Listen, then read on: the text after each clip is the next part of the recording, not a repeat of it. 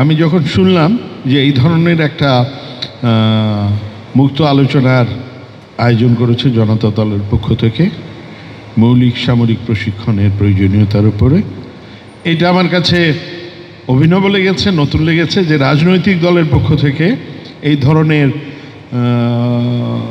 কর্মসূচি বা এই ধরনের আয়োজন বাংলাদেশে আমার মনে হয় প্রথম। রাজনৈতিক দল মানে সভা সমাবেশ করবে, বড় বড় মিছিল করবে, অবরোধ করবে, স্ট্রাইক করবে, কিন্তু এই ধরনের অনুষ্ঠান আমি দেখি নাই। তো এই কারণেই আমি আগ্রহী হয়েছি আসার জন্য এবং দেখার জন্য। তো যেহেতু মুক্ত আলোচনা, প্রথমত যে শুরু করাটাই খুব গুরুত্বপূর্ণ, যে মানুষের মধ্যে, সাধারণ মানুষের মধ্যে, সমাজে এটা ছড়িয়ে দেয়া যে ভিন্ন কিছু করতে যাচ্ছি আমরা, ভিন্ন কিছু, এবং সেই ভিন্ন কিছু করতে যাওয়ার অংশ হিসেবেই এই আজকের এই মুক্ত আলোচনার যে উদ্যোগ নিয়েছেন, এই জন্য জনতা দলের নেতৃবৃন্দকে আমার পক্ষ থেকে সাধুবাদ জানাই। আশা করি আরও অন্যান্য বিষয়ে, যে একটা রাজনৈতিক দলের আসলে শুধু জিন্দাবাদ মুর্দাবাদ স্লোগান দেওয়া তো নেতাকর্মীদের কাজ না। একজন রাজনৈতিক নেতাকর্মীর, আমি যতটুকু বুঝি, আমার যতটুকু জ্ঞানে, যে রাষ্ট্রের বা সমাজের প্রত্যেকটা ক্ষেত্রেই একজন রাজনৈতিক কর্মীর জ্ঞান থাকা উচিত। এটা যেমন সামরিক প্রশিক্ষণ, শিল্প, সাহিত্য, শিক্ষা, অর্থনীতি, ধর্ম, সব কিছুর উপরে একজন রাজনৈতিক কর্মীর জ্ঞান থাকা উচিত, দক্ষতা থাকা উচিত। আজকে সমাজে যদি একটা সংকট দেখা দেয়, একটা সমস্যা দেখা দেয়, তাহলে একজন সুশিক্ষিত দক্ষ রাজনৈতিক কর্মী, যার সব বিষয়েই জ্ঞান আছে, শিক্ষা আছে, সে সঠিক দিক নির্দেশনাটা তাৎক্ষণিকভাবে জনগণকে দিতে পারবে। এটা না করে এটা করবেন, এইভাবে করুন। আর যদি শুধু জিন্দাবাদ মুর্দাবাদের মতো হয়, যে নেতা যা বলবে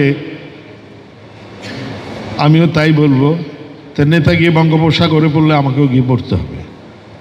তো এর বাইরে জনতা দলের এই উদ্যোগকে স্বাগত জানাই। শুধু ছোট্ট একটা কথা বলি, মৌলিক প্রশিক্ষণের কথা বলেছেন, আমার কাছে মনে হচ্ছে এটা প্রাথমিক প্রশিক্ষণ হলে ভালো হয়। মৌলিক তো আমার মনে হয় অনেক বড় ব্যাপার, একটা অনেক কিছু প্রস্তুতি নিতে হবে। তবে সাধারণ মানুষের যদি প্রাথমিক প্রশিক্ষণ থাকে, আমরা যতটুকু পড়েছি, ইতিহাস পড়েছি, পৃথিবীর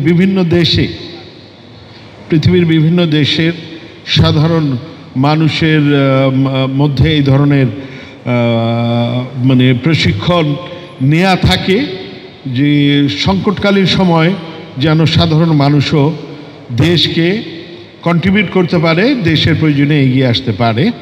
তো অ্যাটলিস্ট আমাদের মতো দেশে, যদিও কেউ বলেন আমরা মধ্যমায়ের দেশ, আমি মনে করি আমরা খুবই গরিব দেশ এখনও স্টিল।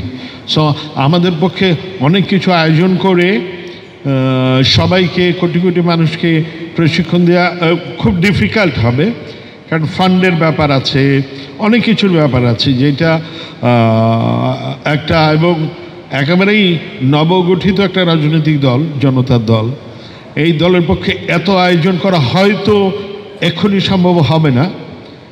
এই জন্য প্রাথমিক প্রশিক্ষণও যদি থাকে, তাহলে অ্যাটলিস্ট বহির্শত্রুর আক্রমণ থেকে যেমন দেশকে রক্ষা করতে পারবো, অভ্যন্তরীণ শত্রুর হাত থেকে নিজেকে তো রক্ষা করতে পারবো অ্যাটলিস্ট।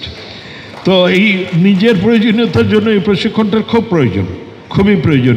নিজেকে তৈরি করতে হবে, এবং সেইভাবেই যদি জনতা দল এগিয়ে যায় তাহলে খুবই ভালো হবে। নতুন একটা দিক নির্দেশনা দিয়ে দেশের মানুষ, সমাজের মানুষ সামনের দিকে এগিয়ে যেতে পারবে, এবং সেই সাথে আমি যেটা বলেছি, আরও অন্যান্য বিষয়গুলো সন্নিবেশিত করে, যুক্ত করে, যেমন আপনাদের দলের নেতাকর্মীদের ট্রেন্ড আপ করবেন, সেই সাথে সাধারণ মানুষকে ট্রেন্ড আপ করবেন।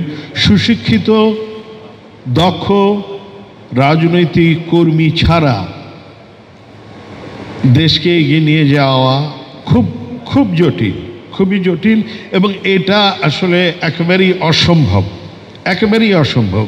অশিক্ষিত, অসচেতন কোনো শক্তি এটা আসলে সমাজের জন্য বার্ডেন হয়ে যায়, বোঝা হয়ে যায়। আলটিমেটলি আমরা কিন্তু খুব দেখছি আমাদের অভিজ্ঞতা দিয়ে, এবং একেবারে গরুর পালের মতো ছেড়ে দেয়া, এবং যা খুশি তা করছে, যা খুশি তা করে, এবং সব দায়িত্ব জনগণের কাঁধের মধ্যে এসে পড়ে। তো রাজনৈতিকভাবে সচেতন, অন্যান্য বিষয় নিয়ে সচেতন একজন রাজনৈতিক কর্মী আমাদের দেশের জন্য, সমাজের জন্য খুবই প্রয়োজন, এইটুকু আমি মনে করি। For more updates, follow us on Facebook, subscribe our YouTube channel, get the latest update on www.daily-sun.com.